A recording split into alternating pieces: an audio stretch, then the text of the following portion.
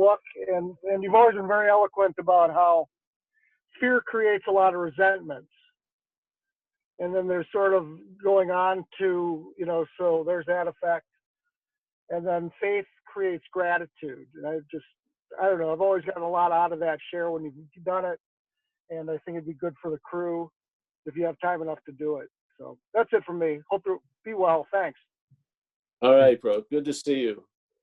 Well, faith, I see faith as a force we all are. Yeah, faith. And faith is what makes things seem to be so.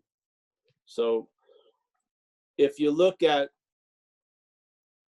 the amount of anxiety that can be produced by the mental state, it's based on faith. There has to be a faith in the thoughts the mental state's presenting, yeah, to produce an effect. So it's that false evidence appearing real. The faith that the false evidence is truly real is what gives it such an impact, yeah?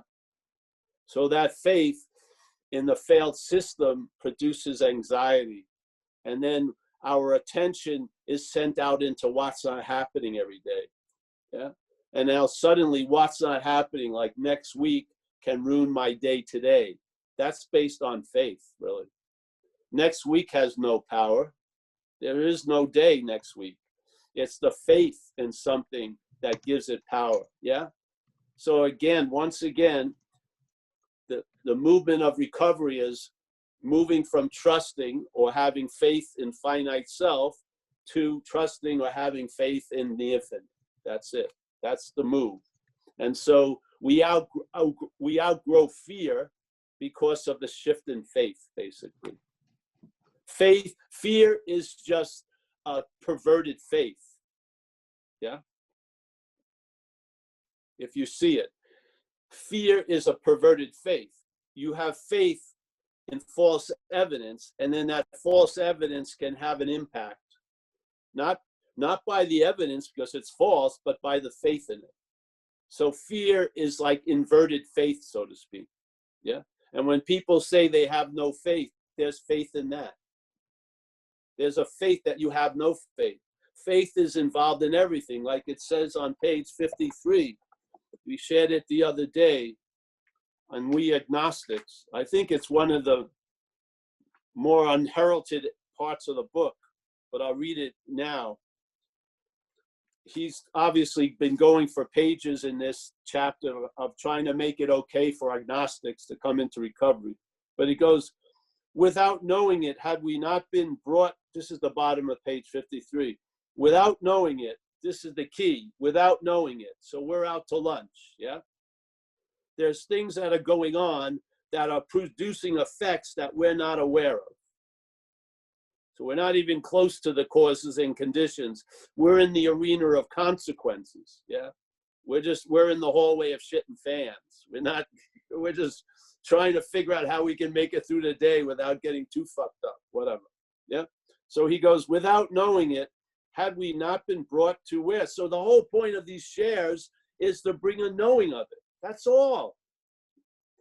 Without knowing it, we've been taken over by a parasite. Now you know.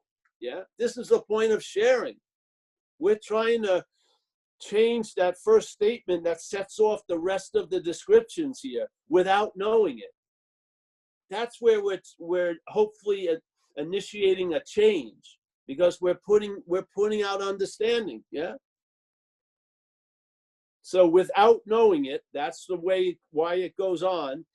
Had we not been brought to where we stood by a certain kind of faith. So being totally freaking demoralized, being totally corroded in fear was brought about by faith. You see it? Faith was the cause of the condition of these people coming into the program. So the condition, we can pretty much agree with a basic sketch, totally obsessed with self, super afraid that we're not going to get what we want or lose what we have. All those typical conditions that we think is fear was produced by faith. Faith produced the consequences of fear. Yeah? So we had faith in something that was fearful. Yeah.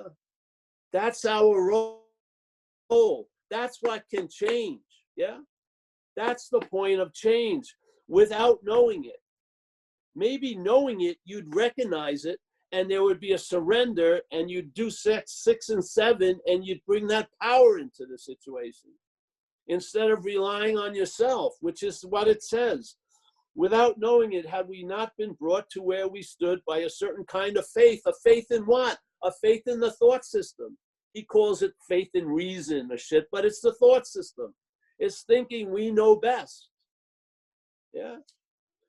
For did we not believe in our own reasoning? You could say, did we not believe in our own thinking? Obviously, yes, we did. Complete faith in it. That's why we're in this condition. It's not fear, it's faith. Did we not have confidence in our ability to think? What was that but a sort of faith? Exactly. Yes, we had been faithful abjectly, which is an incredible word. You should look up the definition of it. Abjectly faithful, like unbelievably faithful. To this, this is the condition. The condition of bondage of self is this. We have faith. There's faith in the thought system. There's faith in the imagery that the thought system provokes through memory. There's faith that in our perceptions, the only thing that's real is what we can see and touch and feel. Spirit is not real. I can't see and touch and feel it. But what's solid is real, is material. I can feel it. That's rooted in faith and perception. Yeah? Yet we have been faithful, abjectly faithful to the God of reason. That's the thing. That which is playing God. That's it. That's the disease. The disease is playing God. Yeah? And it says we have to quit playing God. Yet, if that which is playing God tries to quit playing God, that's playing God ad infinitum. You can't get out of it through it. You have to have a solution from some other type of system other than that. Yeah? Yet we have been faithful, abjectly faithful to the God of reason. So in one way or another, meaning always, we discovered that faith had been involved all the time. This isn't a program of getting out of fear. It's a program of having faith shifted to something infinite. The faith in the finite is the petri dish of fear. It's in self-reliance is the cooker where fear gets to cook up its little mimicry, which is anxiety, which provokes a physiological and emotional reaction as if there's a real threat when there is no real threat. That's all produced by faith. We're in a process that's moving that faith, not from the thought system to the infinite, which is before thought. So we get centered before thought, not centered in thought.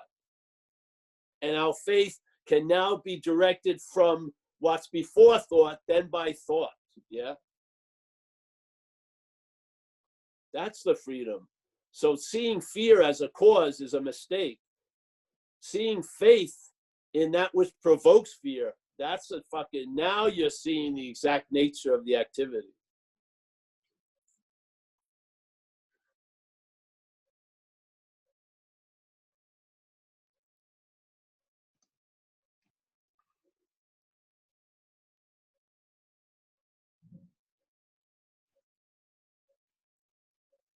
Faith all the time.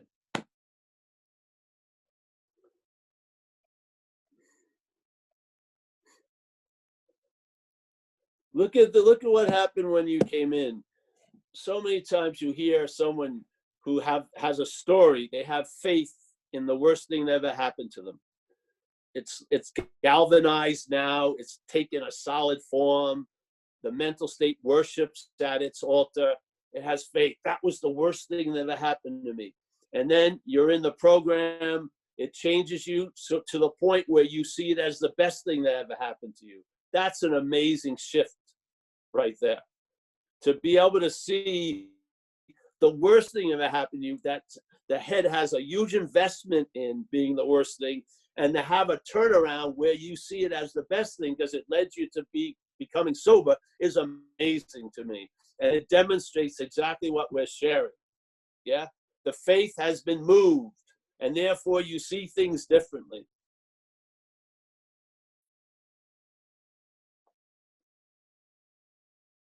And as Dave said, it's already so. All of us have been relieved from the bondage of self. But we're hoping to convince the thought system, which doesn't believe that, will never believe it, to concur. And it's not.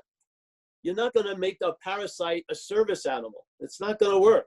It's not going to go to bed with you and purr and shit. It's going to fucking live you. Yeah. So, yes.